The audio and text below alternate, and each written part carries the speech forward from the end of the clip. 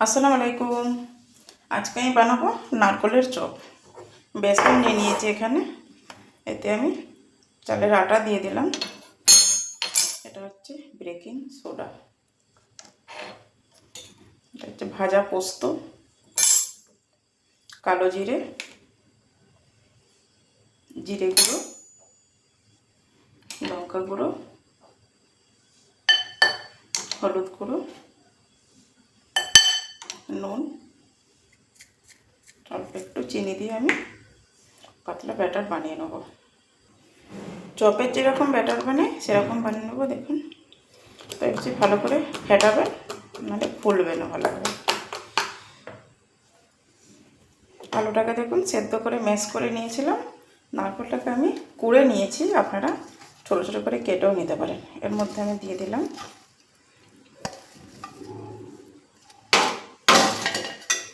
চিনি, দেবো নুন, এটা হচ্ছে চাট মশলা, ভাজা চীনাবাদাম, ধনেপাতা কুচি, ভালো করে আমি মেখে নেব। এবারে আলুগুলো এখন বলের মতো করে, যেরকম আলুর চপে শেপ দেয় সেভাবে দেব। বেসনটা একবার ডুবিয়ে নেব।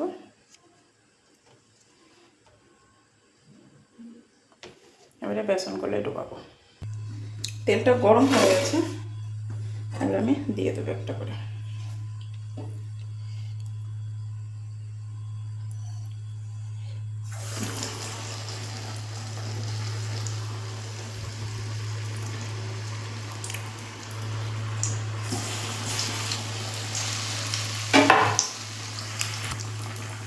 এভাবে একটু তেল ছিটিয়ে ছিটিয়ে দেখুন, যাতে দুধটাই ফুলবে ভালোভাবে।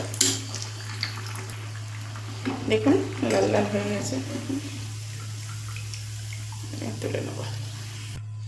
বাকিগুলো ওইভাবে দিয়ে দেবো, দিয়ে লাল লাল করে ভেজে নেব।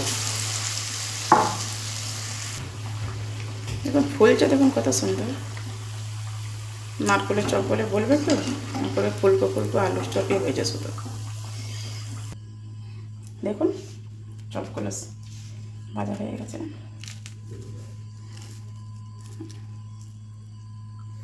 ব্যাপারটা দেখুন এটা মোচা মোচা হয়েছে। দেখুন এর উপর থেকে একটা আমি চাট মশলা ছড়িয়ে দেবো, ছড়িয়ে দিলাম।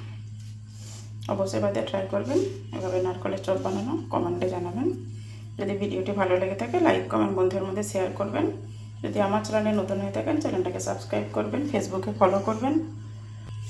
নতুন নতুন নোটিফিকেশান আপনাদের কাছে পৌঁছে গেলে। আল্লাহ হাফেজ।